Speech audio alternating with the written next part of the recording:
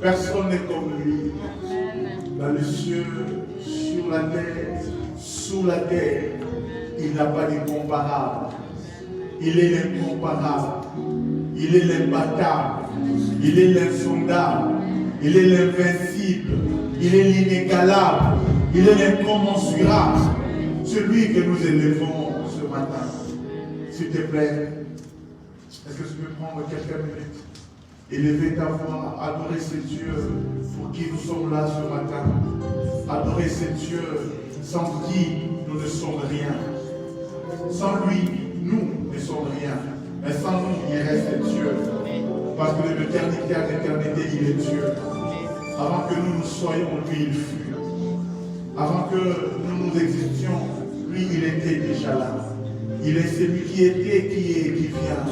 Il n'a ni commencement ni fin, nous l'appelons éternel. Si tu es prêcheur comme moi, élève ta voix et adore ce Dieu, ce grand Dieu. Alléluia.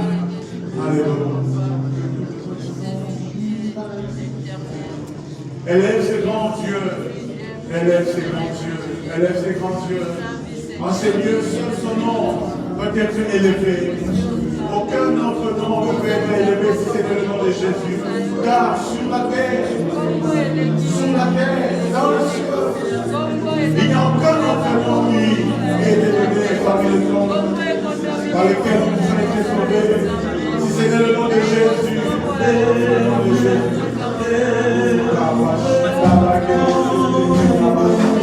Nous l'avons élevé sur la terre, Jésus.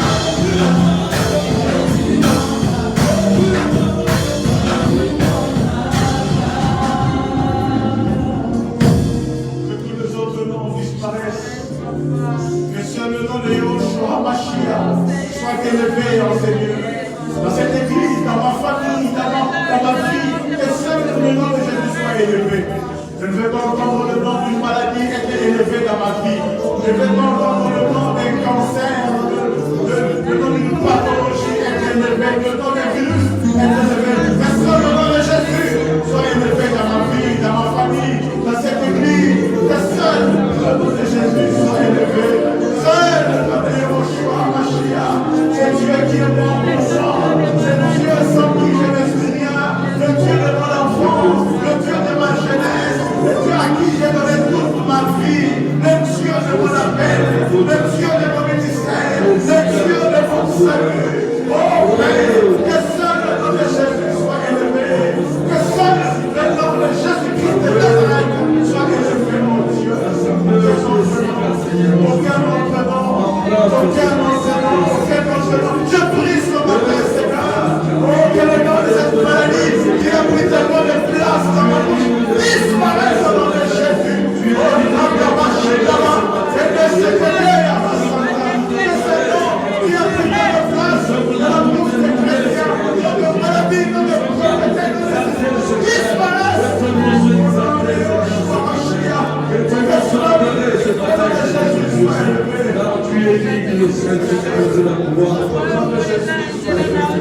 disparaisse au nom de Jésus-Christ. Prends ta place, Jésus. Prends la place dans mon cœur. Prends la place dans mon cœur. Tous les êtres. En Lingala, il y a une chanson qui dit mon côté, personne n'est comme toi. Nul ne peut se comparer à toi. J'aimerais que pendant que tu le chantes, que tu réalises que notre Dieu, on ne peut pas les comparer à ton médecin. On ne peut pas les comparer à ton avocat. On ne peut pas les comparer à ton banquier. Il est au-dessus de la mêlée.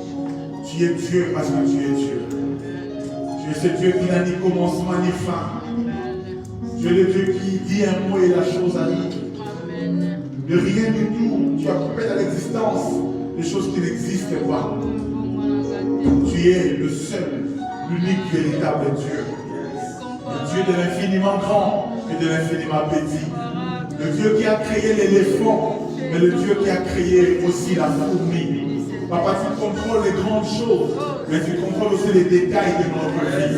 Voilà pourquoi tu es capable de compter les grains de sel, les grains de sable. Papa, qui est sous la mer. Qui est comparable à toi, oh Dieu? Tu connais même les nombres de mes cheveux. Tu connais notre Dieu. Tu connais notre Dieu. Le nombre des étoiles dans le ciel. Qui est comparable à notre Dieu? Qui est comparable à toi? Qui est comparable à toi, oh Dieu? Pourquoi vous appelez pour tu es Dieu, tu es Dieu. Seigneur, ce matin, nous nous humilions devant ta grandeur, devant ta sécurité. Et nous te disons, règne ce matin. Glorifie le nom de Jésus ce matin. Laisse pour travers de cette parole qui sera annoncée, proclamée ce matin, oh Dieu, qu'une âme soit sauvée, qu'un corps soit guéri, qu'une âme soit restaurée. Donne gloire au nom de Jésus. Père, nous te le prions dans le précieux et glorieux de ton Fils, notre Sauveur, notre Seigneur Jésus-Christ. Et nous disons tous gloire et louange à ton Seigneur Jésus-Christ. Est-ce que si tu joins tes mains pour acclamer?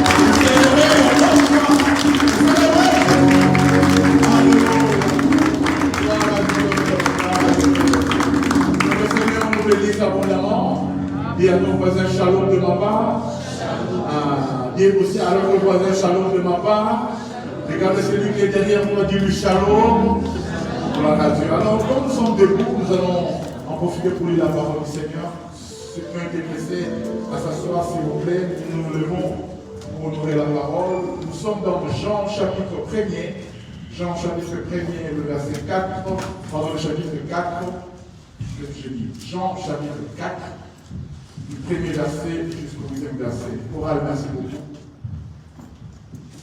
Jean chapitre 4, du premier verset. J'aimerais vous dire ce matin que Dieu nous fera du bien. Amen. Nous dis à ton voisin que Dieu te fera du bien.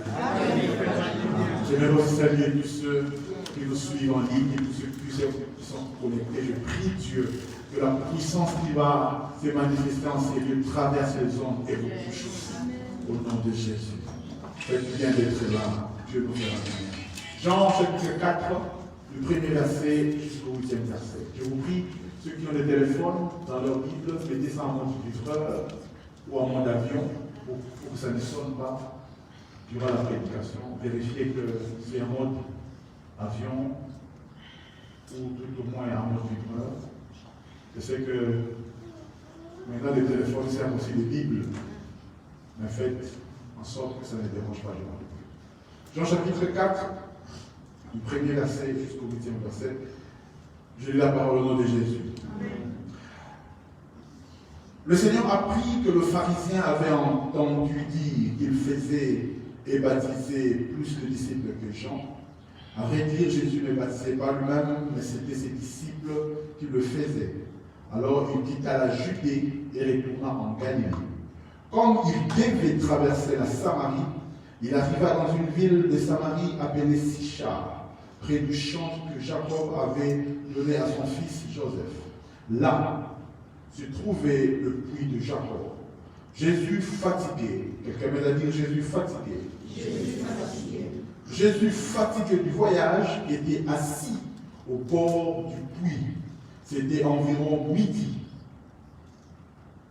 Une femme de Samarie vint puiser de l'eau. Jésus lui dit, donne-moi à boire. En effet, ses disciples étaient allés à la ville pour acheter de quoi manger.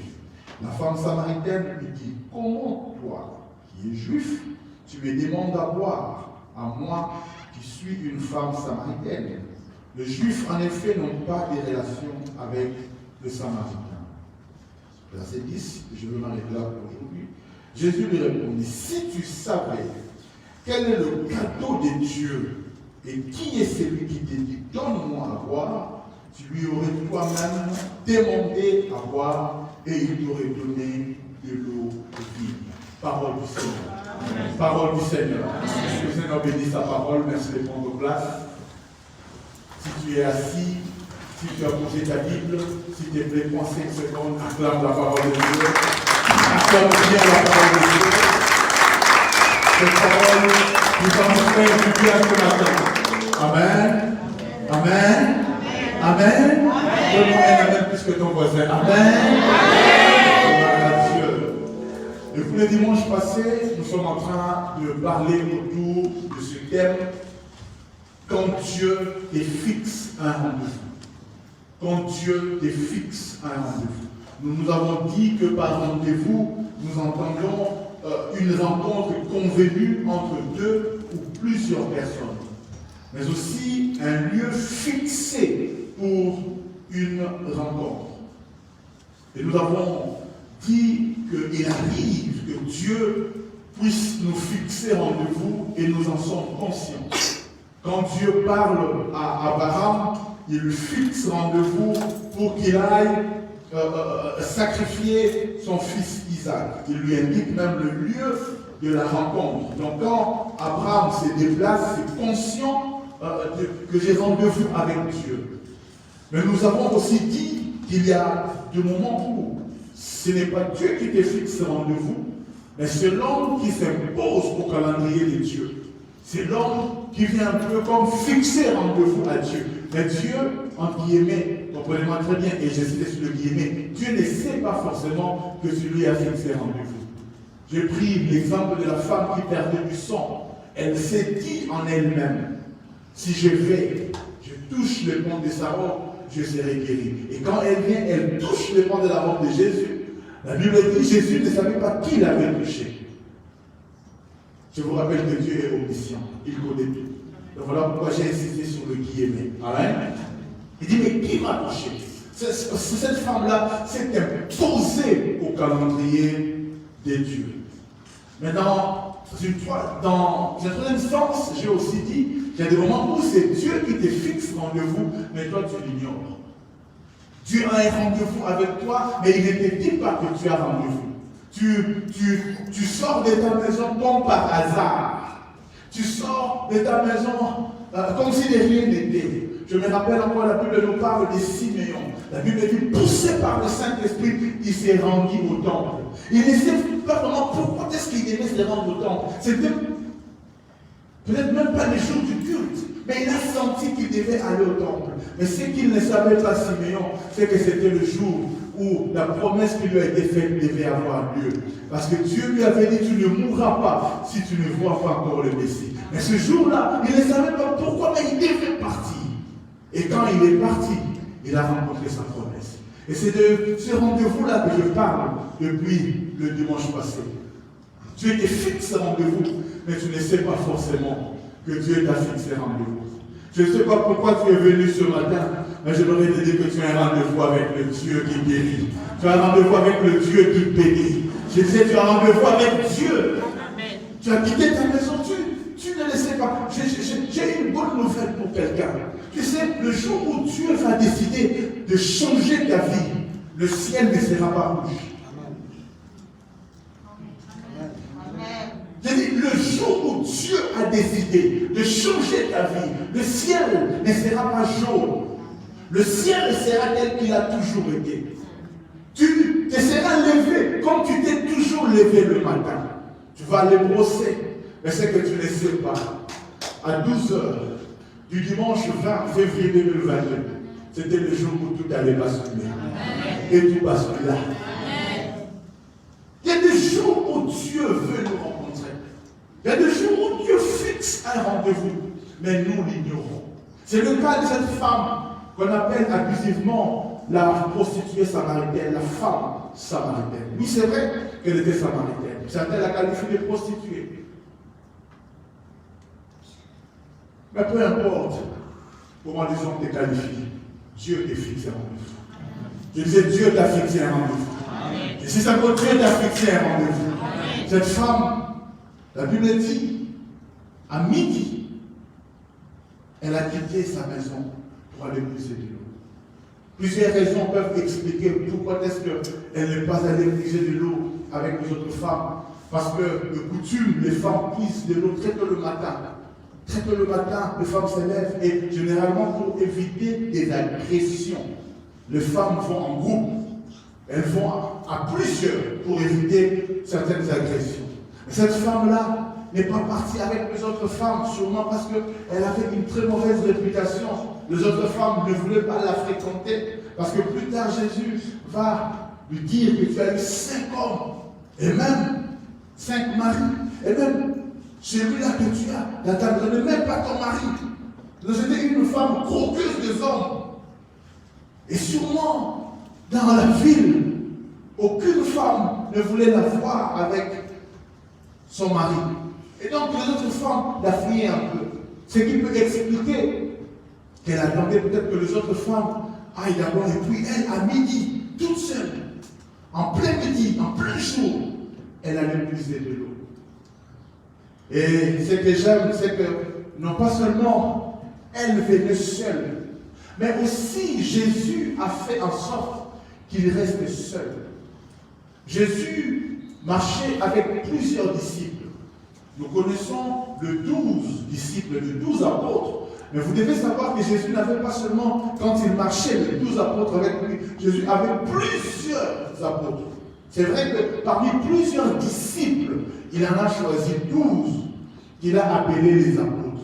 Mais quand Jésus marchait, il n'était pas seulement entouré de 12, il était entouré de plusieurs disciples. Est-ce que quelqu'un est avec moi? Amen. Et Jésus dit, pour ce rendez-vous avec cette femme samaritaine qui vient seule, il faut aussi que moi, je sois seul. Et donc Jésus, quelque part, envoie tous ses disciples aller chercher, acheter des quoi manger. Vous savez, Jésus, c'était quand même Jésus, c'était le boss, c'était le patron. Il pouvait en envoyer 2 ou 3 et garder quelques-uns avec lui. Mais Jésus a fait en sorte que tout le monde parte. Et les 12 qui seront appelés plus tard apôtres. Et toutes les femmes qui environnaient Jésus. Jésus les a littéralement congédiés. Parce que Jésus aussi voulait rester seul avec la femme samaritaine qui elle aussi venait seule. Bienvenue dans le Seigneur ce matin. S'il y a un premier point que j'aimerais partager avec vous autour de ce thème, quand Dieu te fixe un rendez-vous, j'aimerais te dire que quand Dieu te fixe un rendez-vous, c'est seul à seul. J'ai dit seul à seul. J'insiste encore seul à seul. Vous savez, la vie chrétienne, c'est vrai que c'est une vie communautaire. Il est vrai que la vie chrétienne, il est important d'être en communauté parce que ça nous permet de grandir, ça nous permet de grandir spirituellement. Quand nous venons comme ça, nous écoutons la parole de Dieu, ça nourrit notre foi, nous grandissons, nous faisons des expériences chrétiennes ensemble. C'est très important. Mais j'aimerais aussi nous dire que la vie chrétienne, au-delà d'une vie communautaire, est aussi une vie de solitude. Bien-aimé le Seigneur, quand Dieu veut te rencontrer d'une manière particulière, parce que j'imagine seulement, voyez un peu, quand les disciples sont rentrés, ils ont vu Jésus avec la femme en train de parler, la Bible dit, les disciples étaient estomaqués, étaient pratiquement scandalisés de voir Jésus en train de parler avec une femme seule. Certains sans les dire, se sont dit, Joyo, il nous a chassés parce qu'il a un rendez-vous. Alléluia. Mais la Bible dit, il ne nous a pas parlé. Chacun est allé dans ses spéculations. Mais pourquoi s'est retrouvé seul? Au fait, si les disciples étaient là, Jésus n'allait pas avoir le temps de vraiment parler avec la femme comme il a eu en se retrouvant seul.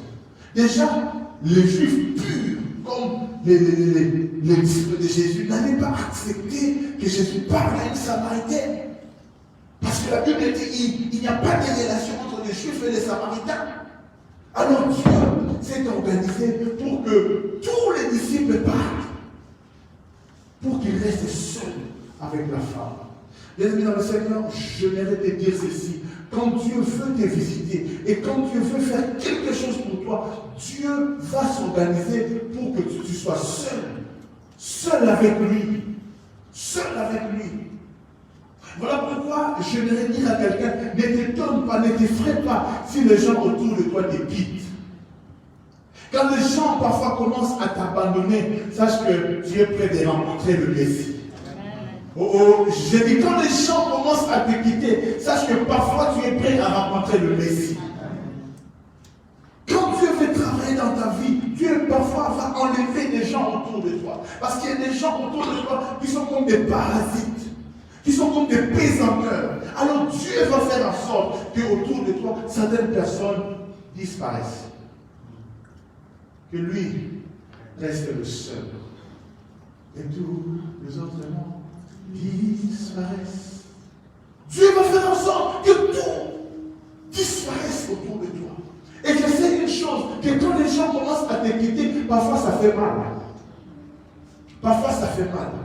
Ça fait mal, je le sais. Mais c'est que toi, tu ne sais pas. C'est que Dieu a un rendez-vous avec toi. Je disais que Dieu a un rendez-vous avec toi. Quand Dieu a un rendez-vous avec toi, il fera en sorte qu'il y ait des personnes. Tu es bien quand tu es avec eux. Ce sont un peu comme des béquilles qui t'aident à marcher. Mais quand tu veux vivre le miracle de faire marcher un paralytique, il faut lui demander de laisser tomber ses béquilles. J'ai vu dans les campagnes d'évangélisation des gens qui sont venus avec leurs béquilles.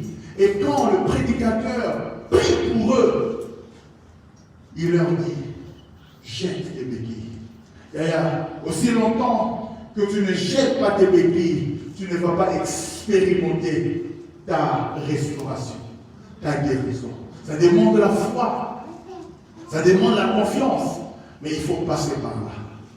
Bien-aimés dans le Seigneur, dans la vie, nous avons des relations qui sont comme des pesanteurs, qui nous empêchent de rencontrer véritablement Dieu. Voilà pourquoi Dieu, quand il te fixe un rendez-vous, il va s'organiser pour que certaines relations tombent. Ça va te faire mal, mais c'est nécessaire. Dis un peu à ton voisin, c'est nécessaire. Dis c'est nécessaire, dis c'est nécessaire. Oui, c'est nécessaire. Il y a certaines choses avec Dieu, tu ne peux pas les avoir si tu ne restes pas seul avec le Seigneur. La Bible dit dans Genèse chapitre 33, Genèse 32, j'avais dit Genèse 32, à partir du verset 24, la Bible dit, je lis ici c'est le verset 25, Jacob resta seul. Jacob resta seul. C'est alors qu'un homme lutta avec lui jusqu'au lever de l'aurore. Voyant qu'il n'était pas vainqueur contre lui, cet homme le frappa à l'embrasure de la hanche. Celle-ci se déboîta pendant qu'il luttait avec lui. Il dit, laisse-moi partir car l'aurore s'élève. Jacob répondit, je ne te laisserai pas partir avant que tu ne m'aies béni. Il lui demanda, quel est ton nom? Il répondit, Jacob. Bien-aimé dans le Seigneur, Jacob, son nom a été changé. Jacob est devenu Israël. Mais tout est parti de quoi? Tout est parti du fait que Jacob resta seul. Et la Bible dit, c'est alors qu'un homme lutta avec lui. Il y a des moments où si tu ne restes pas seul avec Dieu, tu ne peux pas vivre certaines choses. Tu ne peux pas vivre certaines expériences dans la vie. Tu ne peux pas vivre certaines expériences avec Dieu si tu n'apprends pas à rester seul. La solitude est parfois une très bonne chose. La solitude, être seul. Ça fait, il y a des gens qui n'aiment pas rester seuls. Ils aiment tout le temps être avec les gens.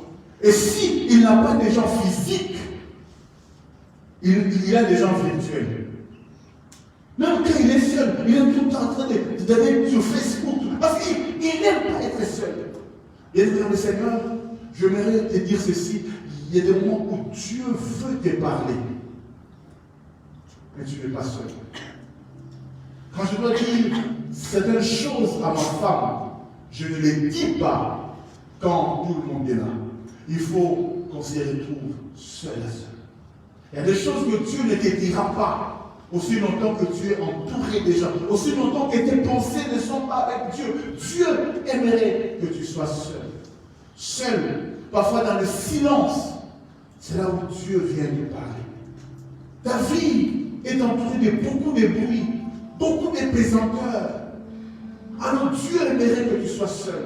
Yaya, c'est bien d'avoir des temps comme ça, de prier ensemble. Mais j'aimerais te dire que tu ne grandiras pas. Tu ne connaîtras pas Dieu.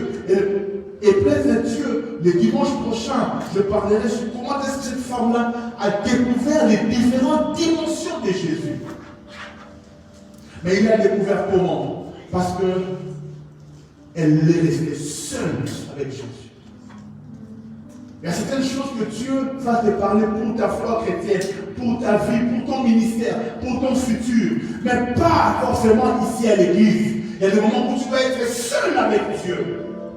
Je me rappelle un jour à Kinshasa, j'ai participé à une conférence dont l'orateur était le feu pasteur Lukusa de Lubumbashi en RDC. Il a prêché un message qui m'a tellement touché.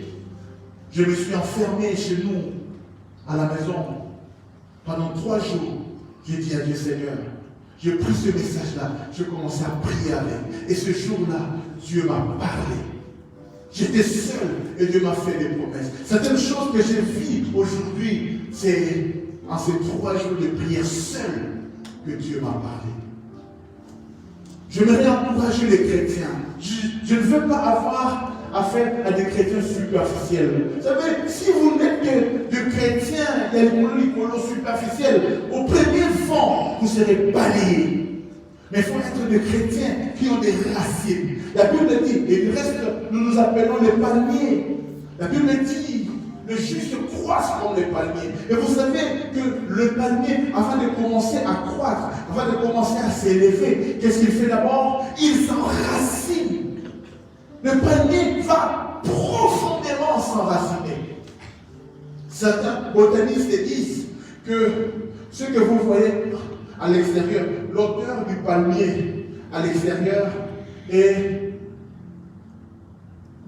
divisée par deux par rapport à la distance de ses racines, à la profondeur de ses racines. Si le palmier mesure 3 mètres, ses racines mesurent 6 mètres. Pourquoi? Parce qu'il sait que le vent peut venir, mais le palmier ne tombe pas. Voilà pourquoi généralement, même quand il y a un fort vent, d'autres arbres tombent, mais le palmier, il peut s'épancher, mais il ne tombera pas. Est-ce que je parle à un palmier ce matin? Est-ce qu'un palmier est là? Et il ne tombera pas. Mais il faut être enraciné. Il y a des choses pour lesquelles aujourd'hui, même si moi j'apprends que tel ou tel autre a rétrogradé, à pénurie, moi, je ne rétrograderai pas. Je ne pénuirai pas. Ne dites pas ça chez vous. Pourquoi? Parce que je ne me suis pas converti pour un homme. Je me suis converti pour Jésus. Alléluia. Et j'ai des choses que c'est entre Dieu et moi. Quelle est la chose qu'il y a entre Dieu et toi? Quelle est la chose qu'il y a entre Dieu et toi? Parce que je viens te rappeler qu'il y a des moments où dans la vie, les choses ne seront pas faciles. Oh, je n'ai pas besoin d'être un prophète pour te le dire, mais c'est ça la vie. Il y a des moments où dans la vie, il y aura des choses compliquées que même l'argent ne pourra pas résoudre. Que même l'argent ne pourra pas résoudre. Demandez à la reine d'Angleterre, milliardaire qu'elle est, mais quand son mari n'en pouvait plus, l'argent de la reine ne pouvait pas le sauver. Le prince Philippe est parti. Alléluia. Demandez à la princesse Diana, avec tout l'argent qu'elle avait, avec tous les gardes du corps qu'elle avait, mais elle est quand même partie. La vie, nous connaîtrons des moments difficiles. Dans la vie, il y aura les vents qui vont souffler. Mais qu'est-ce qui va te permettre à tenir? Ce sont des racines. Dis un peu à ton voisin, des racines, des racines, des racines. Voilà pourquoi quand tu es seul avec Dieu, qu'est-ce qui se passe? Dieu, tu t'enracines en Dieu. Jacob est resté seul. Et vous savez quoi? Quand Jacob est resté seul avec Dieu, Jacob a changé. Parce que c'est que j'aime, quand tu te retrouves seul avec Dieu, tu fais face à toi-même. Tu fais face à tes limites. Quand nous sommes ici, parfois, nous sommes des hypocrites. Il y a plein d'hypocrites tels que nous sommes là. Plein d'hypocrites. On fait semblant. On fait genre que tout va bien. Quand je vous regarde, vous êtes tous beaux, bien maquillés. On aurait l'impression que tout va bien. Mais si on gratte un peu, au-dessous du maquillage, il y a des traces de pleurs.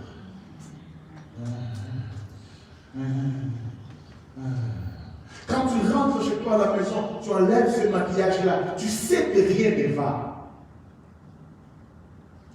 Ce n'est pas parce que tu t'es bien maquillé que tu... Non! Mais ce que j'aime, c'est que quand tu es seul avec Dieu, tu n'as pas besoin de faire semblant. Tu veux quoi? Tu n'as pas besoin de faire semblant. Quand tu es seul avec Dieu, tu n'as pas besoin de faire semblant. Quand tu es seul avec Dieu, c'est face to face. Face to face, disent les anglophones. Tu es seul avec Dieu. Tu regardes Dieu. Et là, tu peux être vrai. Hein? Quand tu es seul avec Dieu, tu peux être vrai. Vous savez comment je prie seul avec Dieu? Je vous rassure, je ne prie pas en français. Non. Quand nous sommes ici et que nous prions en communauté, je suis conscient que mon voisin peut m'entendre. Alors là, j'essaie de bien parler. Oh Dieu. Oh Dieu. Là, je mets un peu la force. Oh Seigneur, tu es un Dieu rocambolesque. Tu sais de mettre des mots difficiles à prononcer. Et le français là n'impressionne pas Dieu. En fait, la prière qui touche le cœur de Dieu, c'est la prière qui vient du cœur. Parfois, il n'y a pas une bonne conjugaison. Parfois, les accords ne sont pas là. Mais peu importe! Je parle à Dieu. Nous avons les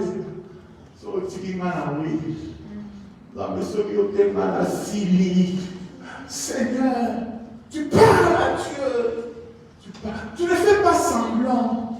Tu ne cherches pas des mots. Là, tu peux parler même en Tchilou, passage que Dieu t'entend. Tu le vois? Tu parles à Dieu. Tu parles à ton patois. Et parfois même, il y a des mots qui manquent. Tu ne fais que pleurer devant le Seigneur. Oh, devant les hommes, je ne sais pas pleurer. Mais devant Dieu, je pleure parfois. Ça coule des yeux, ça coule des narines. Je pleure devant Dieu. Je suis vrai. Je suis vrai. Si le pasteur a commencé à pleurer devant vous ici, certains vont se scandaliser. Mais quand même, il faut un peu de charisme. Il faut qu'il se retienne. Et Daniel, ça te regarde pas? Voilà pourquoi parfois j'aime être seul avec Dieu. Apprends à être seul avec le Seigneur. Dieu fera. Et puis, si tu ne veux pas rester seul, Dieu va t'imposer la solitude. Voilà pourquoi certains même, ce n'est pas que Dieu soit méchant, mais il va t'envoyer une semaine à l'hôpital.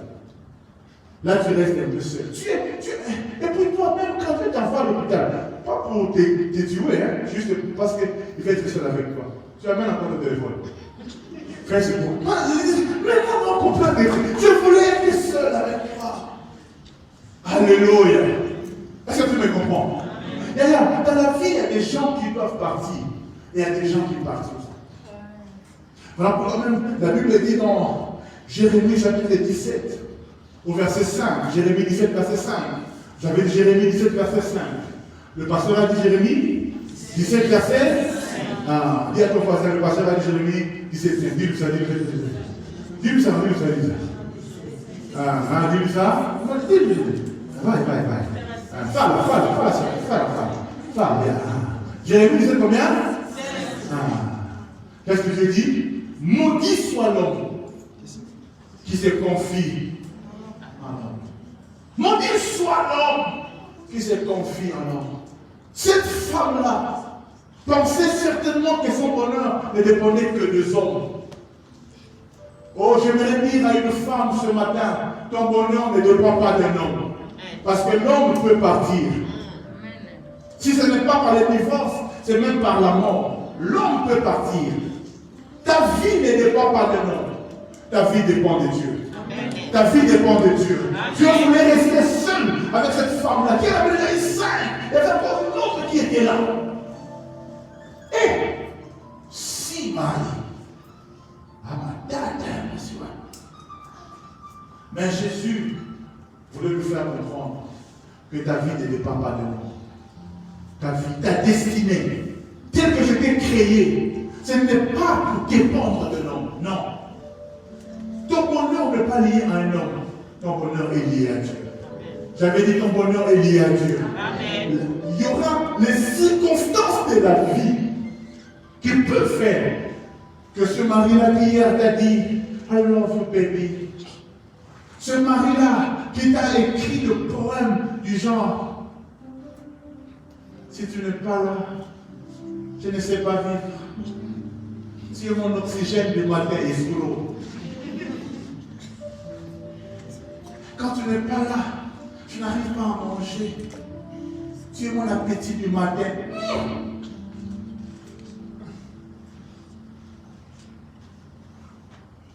Il y a des gens qui aimaient copier des poèmes. Je t'aime tellement que aimer peut s'écrire avec 2 M.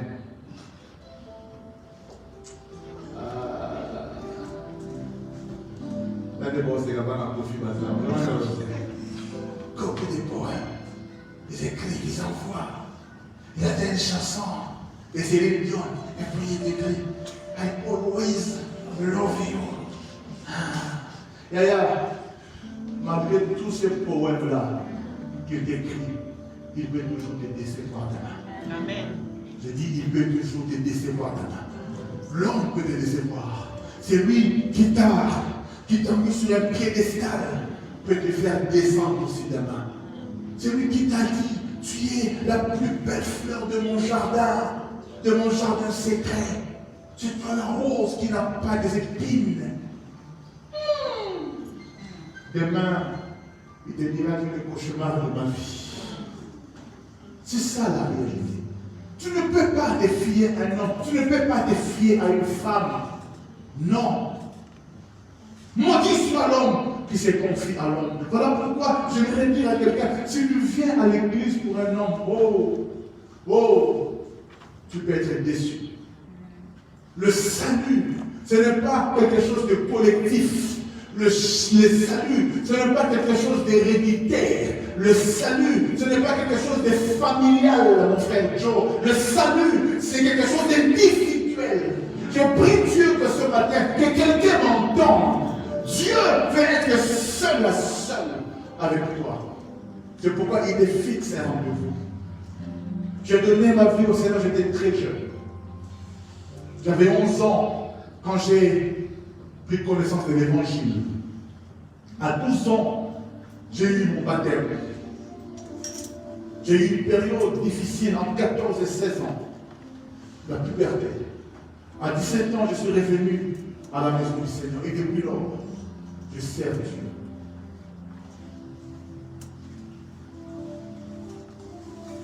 Je suis au ministère, ça fait plus de 20 ans. Je suis ministre consacré à Dieu. J'ai eu des enfants, je les ai appris la voix du Seigneur. J'aimerais les dire, ce n'est pas parce que moi j'ai donné ma vie à Jésus, ce n'est pas parce que moi je sers Dieu que mes enfants aussi sont sauvés automatiquement. Ce n'est pas parce que tu es fils du pasteur que tu es sauvé, non, non.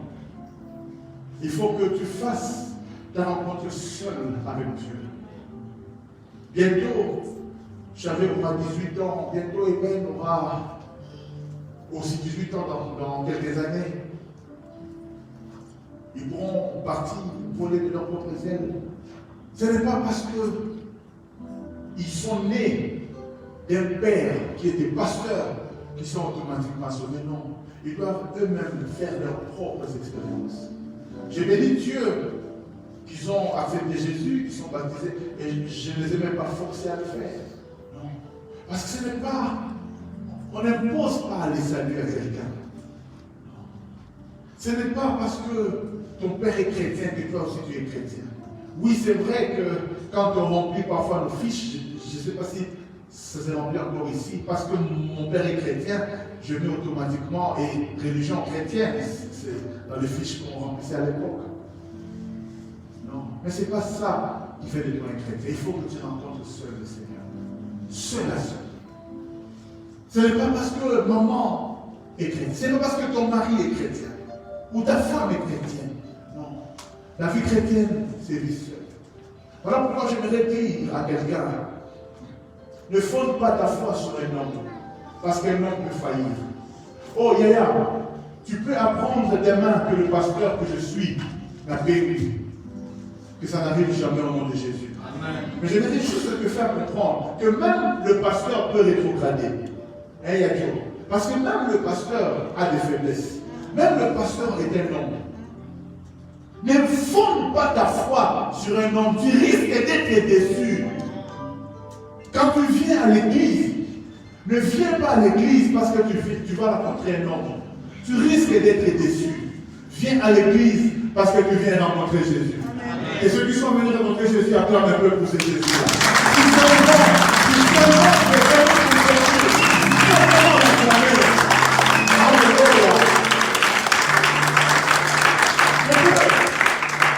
je peux, moi, t'inviter à l'église viens à l'église, mais sache que tu ne viens pas pour moi, tu viens pour Jésus.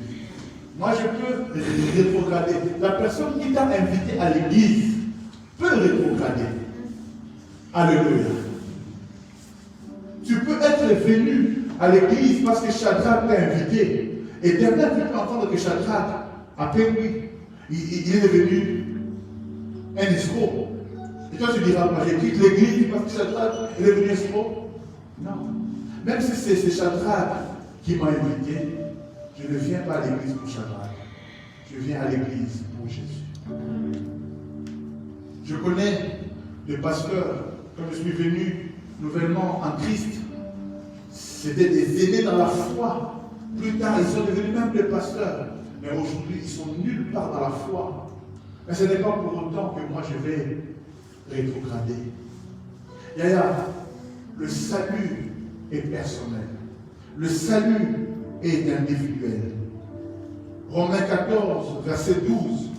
La Bible dit, chacun rendra compte à Dieu pour lui-même. Chacun rendra compte à Dieu pour lui-même. Jésus voulait rester seul avec la femme.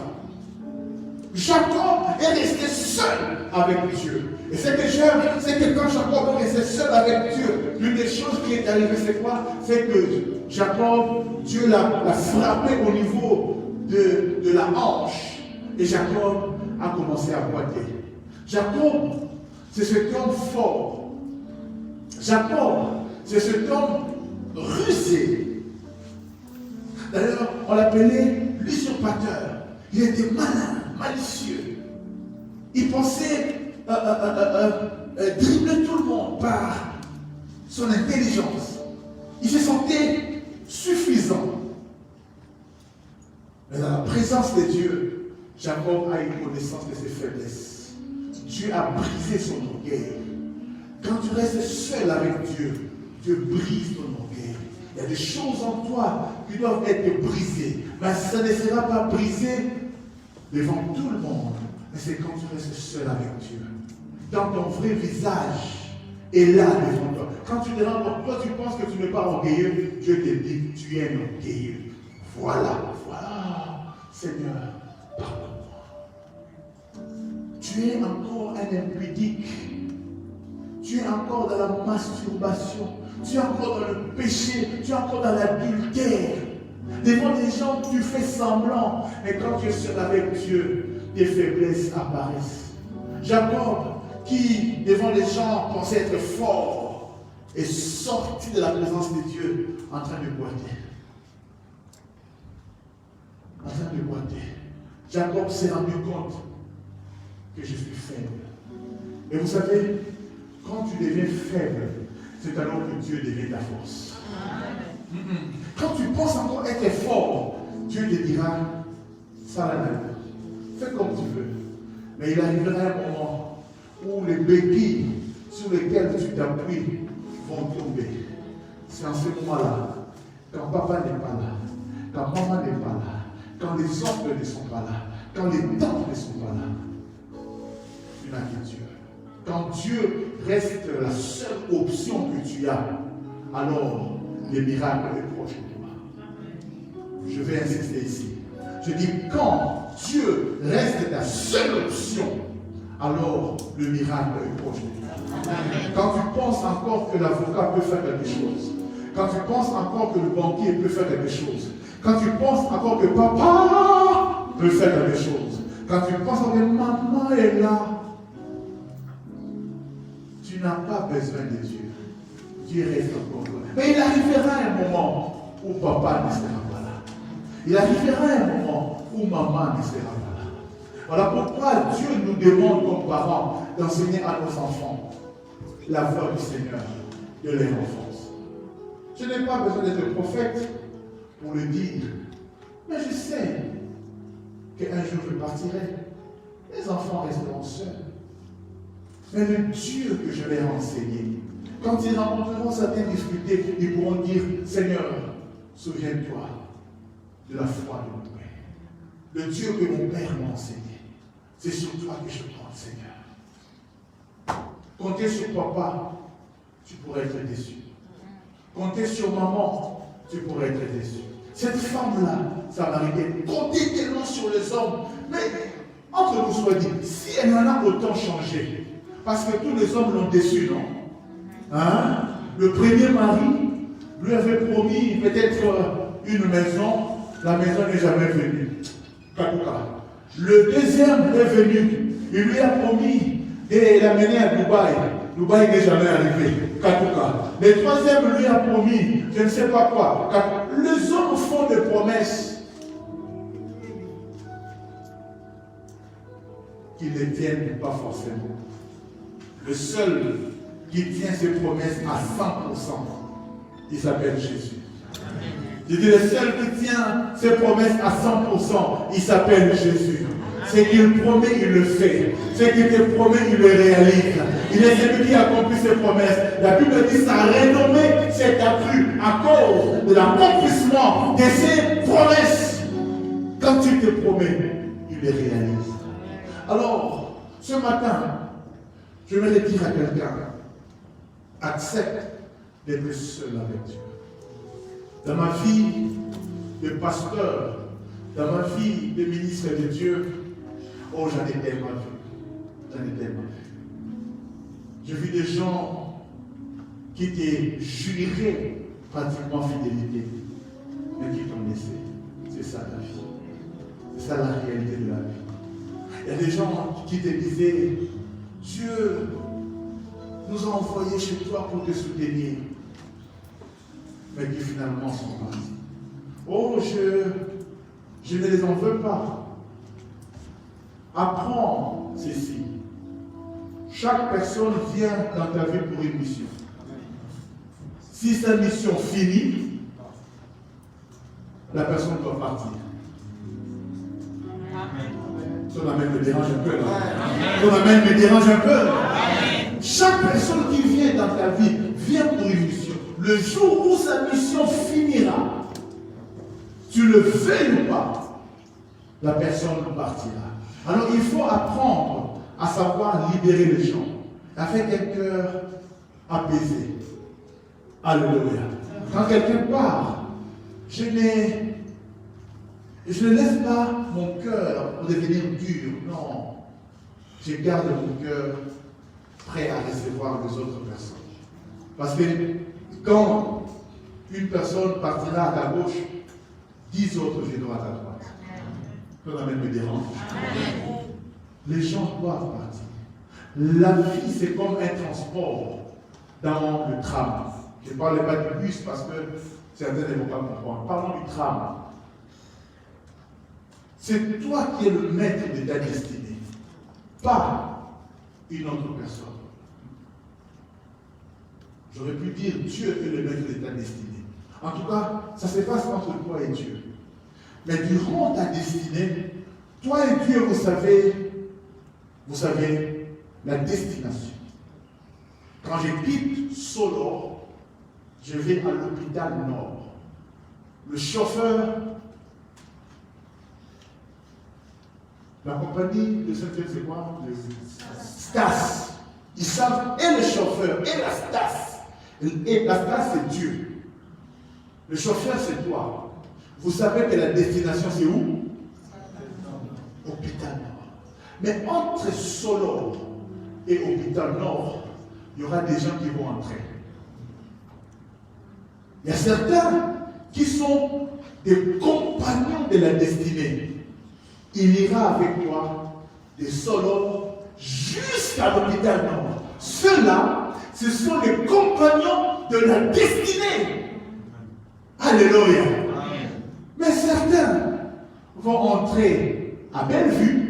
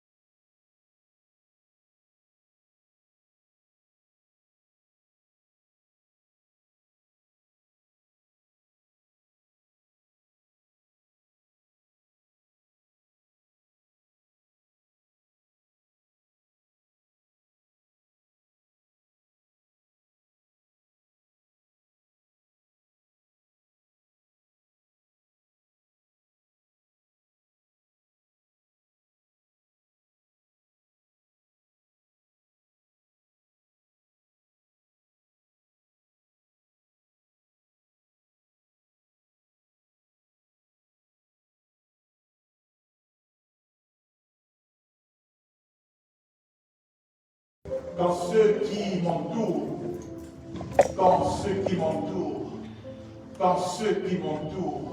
me critiquent, toi qui vis en moi, tu me comprends. Toi qui vis au-dedans de moi, tu me comprends. J'aimerais que là où tu es, que tu lèves ta voix. J'aimerais que tu pries à haute voix. Ne tiens pas compte de celui qui est à tes côtés. Tu vas prier en lingala, en portugais, en kiluba, en kikongo, en kitetela, en swahili. Prie dans ta langue, sois à l'aise. Ne cherche pas des mots compliqués. Que ton cœur parle de Dieu. Tes mains à moitié levées. Tu dis à Dieu, Seigneur, je viens te rencontrer. Comme tu as changé Jacob, change-moi. Comme tu as changé le nom de Jacob, change mon nom. Dans la ville, on m'appelle tel. Dans ma belle famille, on m'appelle tel. Dans ma famille, on m'appelle tel. Seigneur, change-moi. Que les autres noms disparaissent. Que les autres noms disparaissent. Lève ta voix, commence à parler à Dieu. Commence à parler à Dieu. Dis à Dieu, change-moi. Lève ta voix. Tu peux pas faire le même pendant que tu dis. Tu es en train de dire à Dieu, Seigneur, change-moi. Maintenant, et lève ta voix et parle à Dieu. Pendant le chant. Alléluia.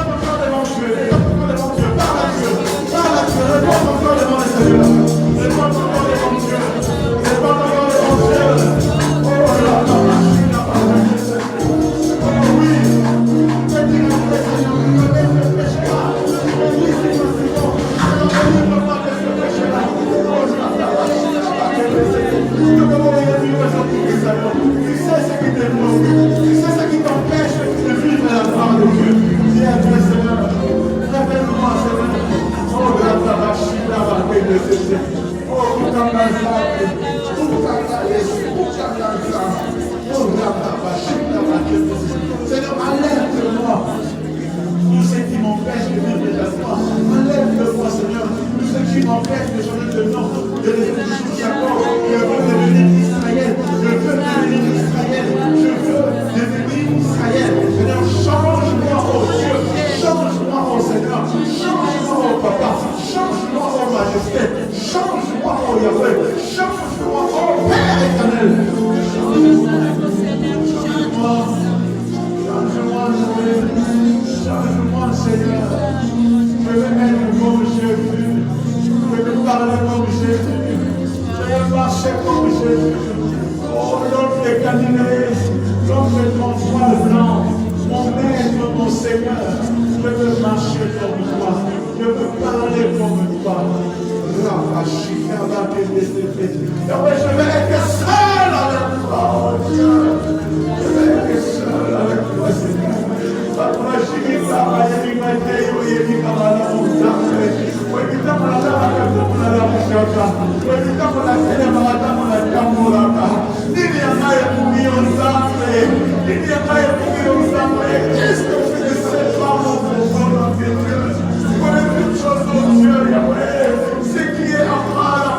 Change-moi, Seigneur. Change-moi, Yahweh.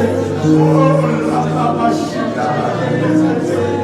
Oh Seigneur, oh mon Dieu, Pali n'a pas rien dit, voici la pas rien dit, voilà n'a pas rien dit, n'a pas rien dit, comment nous sommes rassemblés, nous sommes pas dans le sang, nous sommes à ma paix, nous sommes à la qualité, nous sommes à ma paix, établi entre nous, que Jacob devienne Israël, que Jacob devienne Israël, le Ramachim d'abord, le décédé,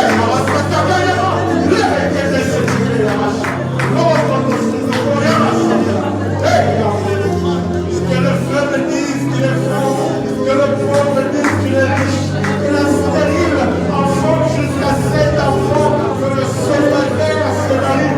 Change mon nom, que le pécheur devienne papa, le juste et la prostituée devienne évangéliste. Et change!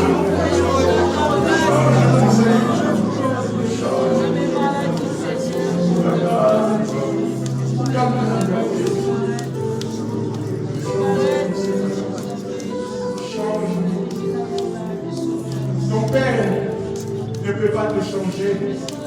Ta mère, malgré tes conseils, ne peut peut-être pas te changer.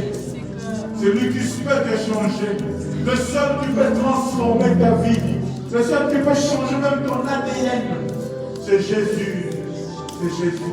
Je ne sais pas qu'est-ce qui ne marche pas dans ta vie, mais ce matin, tu as rendez-vous avec Dieu. Tu as été déçu par le son, par le médecin, par la société. Ce matin, tu n'as pas rendez-vous avec un homme, tu as rendez-vous avec Dieu. J'engage ce matin le Dieu de mon appel. J'engage ce matin le Dieu de mon ministère. J'engage ce matin le Dieu de mon alliance. Si tu les rencontres ce matin, tu ne sortiras pas la même personne. Regarde-toi au voisin, à ta voisine, et le moment où c'est seul toi avec Dieu. J'aimerais que tu prennes une position qui t'est convenable, que tu dises à Dieu, Seigneur, si Jésus dit guéris-nous dont tu as besoin, dis Jésus, guéris-moi. Je ne sais pas quelle est la situation ce matin, mais j'engage mon Dieu, il est là, il est là. Prie seulement, parle seulement, crois seulement, et tu verras la gloire de Dieu.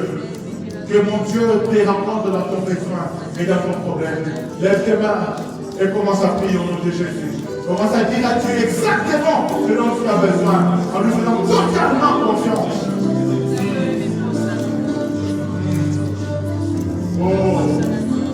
Oh, je suis en train de voir comme un robinet ouvert dans les cieux. Je suis en train de voir comme un robinet ouvert dans les cieux. Il y a l'exaucement qui est là.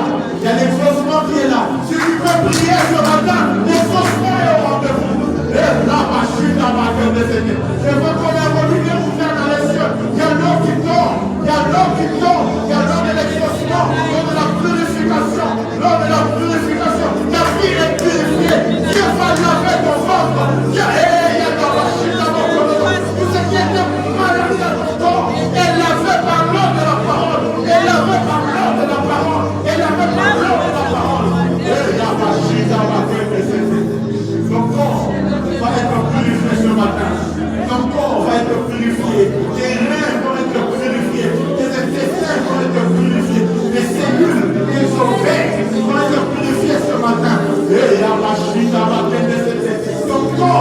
esprit, ton âme vont être purifiés ce matin. Oh, il y a l'eau qui coule. Il y a l'eau qui coule. Il y a l'eau qui coule. Il y a l'eau qui coule. Il y a l'eau qui coule. Oh, merci Saint-Esprit. Fais-le, fais-le. Fais-le ce matin. Fais-le ce matin. Fais-le ce matin. Fais-le ce matin, Seigneur. Fais-le ce matin. Rabashidaba. Yebekete seteke yabasa. Rokobokoto sotoko yabasa. Yebekete seteke yabasa. Que l'eau coule, que l'eau coule, que l'eau coule, que l'eau coule, que l'eau coule, que l'eau coule, que l'eau coule. Que le temps spirituel qui était éteint en toi soit rallumé ce matin. Soit rallumé ce matin. Soit rallumé ce matin. Que tes yeux soient purifiés. Que tes yeux soient purifiés. Que tes oreilles soient débouchées au nom de Jésus. Tu restes seul avec Dieu. Ton ministère est restauré. Tes dons sont restaurés. Ton foyer est restauré. Tes finances sont restaurées. Tes rêves sont restaurés. Tout ce qui était bon en toi est restauré par l'ordre de la parole de la matin. Oh, Rabashita Makete. Oh, Dieu est en train de nettoyer ta vie. Ça marche pour la vie, Nayo. Dieu nettoie ta vie. Oui, oui. Dieu nettoie ta vie. Dieu nettoie ta tête. Dieu nettoie tes numéros. Dieu nettoie. Dieu nettoie. Ça marche pour la vie. Pour la vie, Nayo.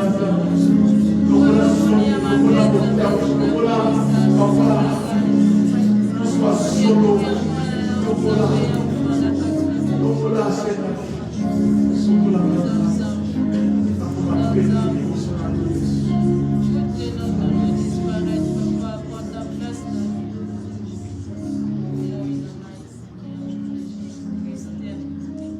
quand tu viens à l'église, n'oublie pas, je vais être seul. C'est le secret de ta réussite. Toute réussite a un secret. Mais le secret peut être partagé à nous tous. C'est être seul avec le Seigneur.